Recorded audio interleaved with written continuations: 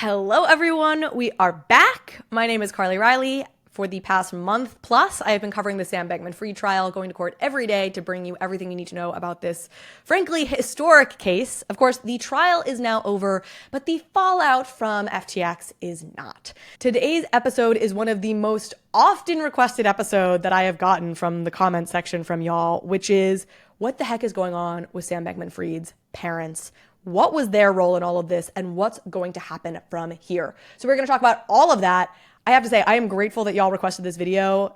I had not looked thoroughly enough into this, and holy hell is this wild. So we are going to get into all of the wild shenanigans in just a moment, but if you are enjoying these videos in general, please do consider subscribing to the channel, liking this video if you find you enjoy it, and leave a comment. I really have enjoyed reading all of your comments. If you have suggestions for future videos, would love to hear them. All right, with that, let's talk just first, very briefly, who are Joe Bankman and Barbara Fried. For those who don't know, they are both Stanford law professors. Ah, yes, the irony. But the irony only grows from here. Because Barbara was widely known for her work on legal ethics, and it's been widely reported that she has published two papers, one called The Limits of Personal Responsibility and another called Beyond Blame, where she basically argues that there is no free will and that there's limits to how much we can punish criminals or blame criminals, et cetera, et cetera. You can see why those papers have gotten a lot of attention in the wake of what happened with her son. And then there's also Joe Bankman, who, interestingly enough, is a practicing therapist, but more than that, he is a tax law specialist. So as one internet commenter put it, quote, basically, SBF's mother's relationship to ethics is equivalent to his father's relationship to taxes. He specializes in tax law in order to avoid paying taxes, and she specializes in ethics to avoid being ethical. Or as Matt Levine put it, one of my favorite writers, Fried is a political philosopher and a theorist of not blaming people. Bankman is a tax professor and apparently a theorist of not paying taxes. Now let's talk about what their roles were at FTX or Alameda. Barbara's role was unofficial. She was never officially an employee of either Alameda or FTX, despite the fact that she did for a period of time reside in a $16 million apartment in the Bahamas that was paid for by some combination of Alameda and FTX, and which was supposed to be for employees of Alameda or FTX. Nevertheless, her role was as the Sherpa for political donations, let's call her, right? She was the one who told Sam and others where to give their money when it came to politics and charitable contributions. So we'll talk a little bit about that in just a moment. She also seemed to be a driving force behind the way that they made those donations, which is to say illegally, a straw donor scheme, which is that they had all these people who would give donations on behalf of FTX. FTX would funnel money to people so that it didn't look like all of the money was always coming from FTX. We'll talk about why she wanted to do that, but that's the high level there. Joe had a much more involved role in both Alameda and FTX. Starting from the very earliest days, he was unofficial, which is to say he didn't have an employment contract with them, but he did provide legal and business advice to Alameda and then to FTX. And then in late 2021, his role with the company actually did become official, and he was a senior advisor to the FTX Foundation, which was their charitable arm. I'm going to talk about his salary. Y'all maybe have heard some of the drama around his salary, which is to say that he complained that he wasn't getting paid enough. So we'll talk about that. But why is all of this coming up? They are being sued by FTX, which is currently being run by John Ray, who is a bankruptcy attorney, essentially, who came in to shepherd FTX after its bankruptcy. He also famously was the guy who shepherded Enron after its collapse. He also famously said that FTX was worse than Enron when he got in there and got a look at the books.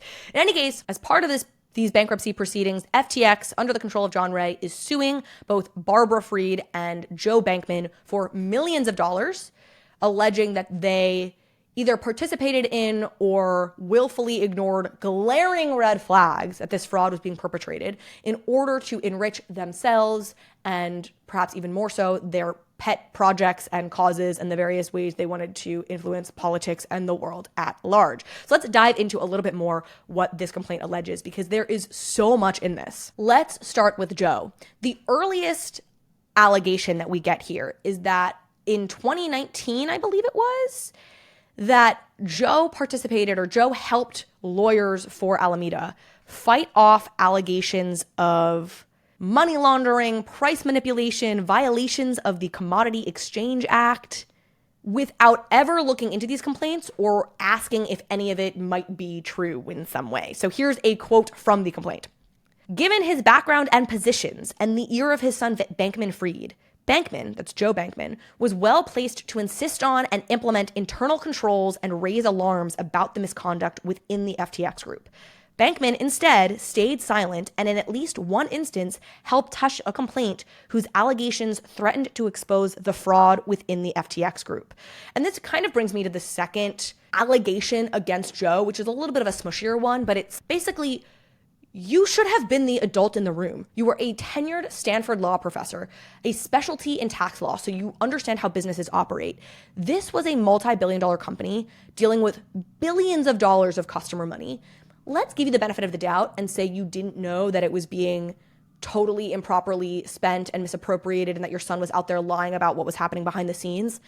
A company like that, the multi-billion-dollar company dealing with billions of dollars of customer money, should have had a chief risk officer. It should have had a board of directors. It should have had so many wildly better internal regulations and rules. And it's just impossible to believe that he didn't realize that this was operating way too much like the Wild West, which is why all of us feel like these parents are guiltier than certainly they would suggest they are. Like, how could you not have at any point had any communications suggesting, hey, maybe we should clean this stuff up a little bit? And then you add to that what I was mentioning above, which is that you have these allegations as early as 2019 saying there's been this price manipulation and that there's money laundering, there's all this other stuff going on. And you help get rid of these complaints and these legal headaches without even looking into things or saying, hey, is there any truth to any of this? Are there things we need to clean up? Hey, have we made some mistakes, even if accidentally, et cetera, et cetera? But as the years rolled on, the allegations against Bankman get arguably worse in the sense that it's later that we really see him seemingly start to profit off of the lack of a chief risk officer, the Loosey Goosey way in which money was spent and thrown around at FTX and at Alameda.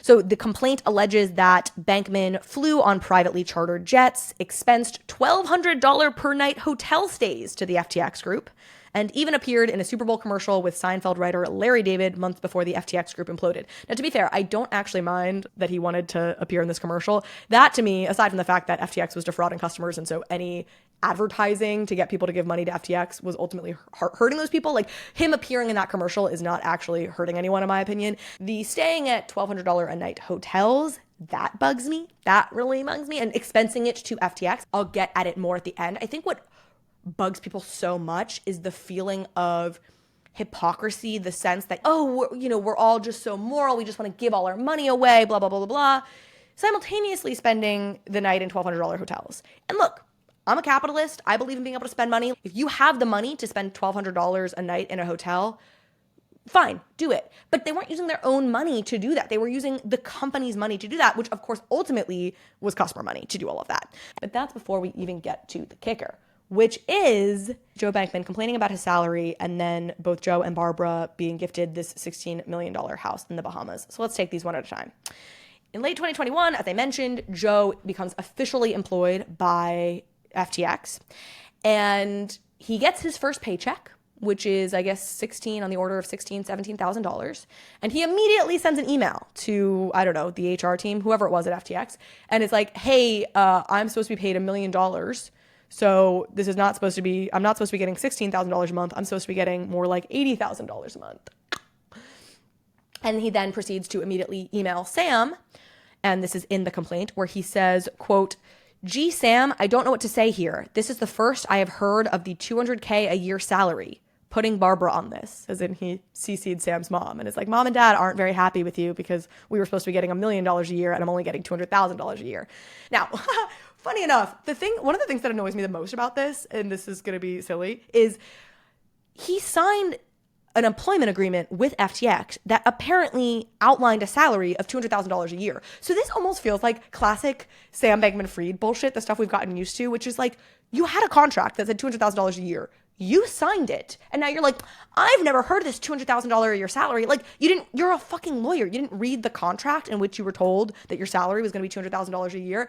Now, look, I go back and forth on this because, frankly, if you're the lawyer to a multi-billion-dollar company, which is what FTX was at the time, million a year is actually probably pretty par for the course. That's what I'm sure a lot of high-powered legal attorney people get paid at these kinds of companies. It just feels very different, certainly in hindsight, knowing what we know now. But in the context of these are Sam's parents and they want to really live large off of the company he's started, and they have enough access, certainly Joe had enough access to the internal workings that he really must have known on some level, if not very explicitly, that customer money was being used in all sorts of different ways. And that just like, gee, Sam, I've never heard anything about $200,000 a year. Like it all adds to this feeling of you hypocritical, self-involved academics who think you're better than the rest of the world. That's what it feels like when you read this stuff. And then you have part 2 of this, which is Sam's response to getting this email from his dad was to then gift his parents $10 million and his dad help him structure that whole thing so that it would have no tax implications. Then there's the house. This has gotten plenty of coverage. The Bankman-Frieds were given, their names are on the deed, a $16 million house that was paid for by some combination of Alameda and FTX. Now, they have subsequently claimed like they didn't really think of that house as theirs. And on some level, that may be true. Clearly, they knew they were gifted this house. It's like faculty housing or whatever, where the university has given you the house, but if you stop working at the university, you lose the house. I'm sure on some level that was the conception of it for them, or that would be the most generous interpretation of it. But here's the kicker. They also spent over $90,000. FTX, they had FTX spend over $90,000 furnishing the house for them, paying for upkeep, maintaining things like landscaping, et cetera, et cetera. Like, in what universe does that feel appropriate? Again, the most generous thing you can say is, I get it. This is a multi-billion-dollar company. $90,000 feels like such a tiny amount of money that you're like, oh, whatever. But like, you're not even, only one of you is even officially an employee of this. The other one of you literally just figures out ways to spend the money of the company. And you think that the company should be paying for $90,000 worth of fucking Persian rugs for your apartment that it paid $18 million for? You think it's appropriate to live in a $16 million apartment? It'd be one thing if Sam, with his personal money, bought that house for them. But this is the whole thing with all of this, was they just seemed to condone this sense that all money was all money. If it was Sam's money, if it was FTX's money, if it was Alameda's money, whatever, it was all entitled to be Sam's money. If it was customer money, like, it's somehow still Sam's money. And that's just, it's just bananas. Look, I have my own business. I have an LLC.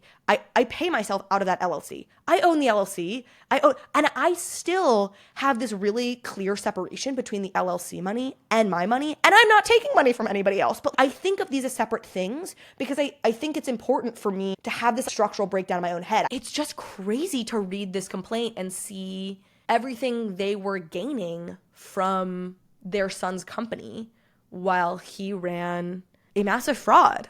Right? I mean, they also got FTX to donate $5.5 million to Stanford, who are their employers. And this was a really interesting one because there's actually email correspondences from Joe Bankman around this $5.5 million donation to Stanford indicating, I mean, it wasn't in one lump sum. So I think this email correspondence I'm about to describe, some of it was about like $500,000 or something. But he was asking if there was enough money in one of the bank accounts to make the transfer to Stanford.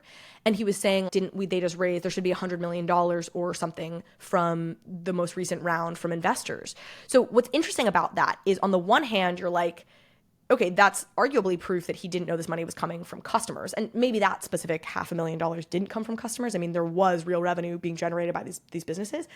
On the other hand, the $5.5 million donation, most of that went to pandemic preparedness. Like, it went to Stanford Medical School.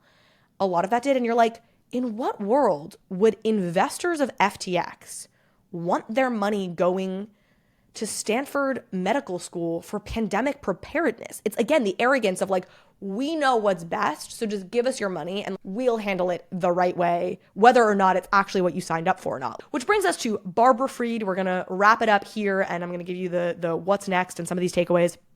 Like I said at the top, Barbara Fried's involvement really was just about funneling money from FTX, Alameda, from Sam, from any number of people into political things and charitable things, including her own political action committee, her own PAC, Mind the Gap.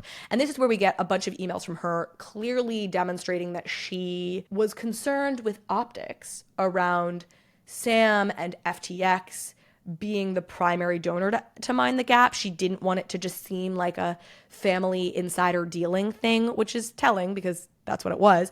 So instead, she advised that the money often come from Nishad Singh or Caroline Ellison or others, even if the money that was actually being given was being supplied by FTX. And so this is where the complaint actually alleges, quote, Fried, that's Barbara, concerned with the optics of her son and his companies donating money to the organization she co-founded and other causes she supported, encouraged Bankman Fried and others within the FTX group to avoid, in parentheses, if not violate, federal campaign finance disclosure rules by engaging in straw donations or otherwise concealing the FTX group as the source of the contributions. Haha, nice. Barbara also described herself as Sam's partner in crime of the non-criminal sort. So that was an unfortunate turn of phrase that she at one point used that is probably coming back to haunt her a little bit. The final piece I want to say about this is I was the finance director for Andrew Yang's presidential campaign for the 2020 election cycle, and I still have some friends in politics. And I actually may do a longer video on this, but I've heard from a number of people that they also just weren't very effective. Like they spent so much money on political contributions and really didn't do a great job of getting a lot of bang for their buck. It's the theme of all of this, which is arrogance and yet ultimately ineffectiveness. Anyway, again, might make a whole video on that if I can get enough information and corroboration on things. But let's end today's video by just talking about what is next for these two folks. So I have talked to a couple different people about the situation, and the consensus seems to be that there's probably not enough hard evidence to convict the parents in a criminal case. I mean, truthfully, there wasn't a whole lot of smoking gun evidence in Sam's case, but what you did have was you had 3 co-conspirators, all of whom had very reliable and consistent stories saying what happened and saying Sam's involvement. And it just beleaguered belief, whatever the word would be. Like it was just beyond belief that Sam's 3 loyal senior most deputies would know what was going on and Sam didn't. And so fundamentally, I think that's what got Sam convicted, because all their signal messages were auto-deleted. Again, there wasn't a whole lot of smoking gun evidence. There were these spreadsheets. We know he accessed certain spreadsheets that showed the liability and the debt and all of that. But I doubt you have any of that. Certainly it's not alleged in the complaint that you have any of that when it comes to Sam's parents. So what we all are left with is just the sense that these highly educated lawyers, Stanford lawyers, couldn't have not had some sense that something was amiss and they should have behaved differently. But that's not really something that you can adjudicate in a court of criminal law, I suppose. So it seems like the best that we may get when it comes to recourse for Sam's parents is this civil complaint that we get as part of this bankruptcy proceeding, where they will presumably, millions of dollars will be clawed back from them for the gains that they got, the ill-gotten gains that they received from FTX and Alameda. Now, I will keep tracking this case. I was checking the docket this morning. There don't seem to be any updated documents to this complaint since it was filed in September. These things can take quite a while, so I'll try and stay on it and get you any updates we have on this as it proceeds. But the last thing I want to say on all of this is just, look, I don't actually know Barbara or Joe. What is alleged in this complaint certainly doesn't paint a flattering portrait of them. But of course, this is also literally a list of the most damning things that the current FTX management could find on these people. So you're just reading a litany of the most indicting facts about them. Like I've said throughout this video, I think for me and for many of us, what makes us so reactive to this situation is what appears to be the rank hypocrisy and the sense that we should be the ones to push the boundaries of the law because ultimately we're working for a higher moral good that we're able to judge because we are the right people to judge what is the higher moral good. And honestly, this is the interesting thing with effective altruism is it starts as being this thing about mosquito nets to prevent malaria in Africa, which frankly would have felt it would feel less gross if that's what they were spending money on. Now, I still don't think you can steal customer money or take customer money, but like that kind of tangible good, it would feel almost more like a Robin Hood crime in that case. But this whole like esoteric, like we're going to stop pandemics and we're going to get the right people elected into office. It feels like a bunch of rich people who think that their construction of the world and their ability to like save humanity is so much better than the rest of ours. And that becomes the vibe based on a bunch of these behaviors. But I don't know them. In any case, that is our episode for today. Thank you so much for listening, for being here. Again, if you like this video, please do like it, subscribe, comment if there's other things you want me to talk about. And with that, I'll see you next time.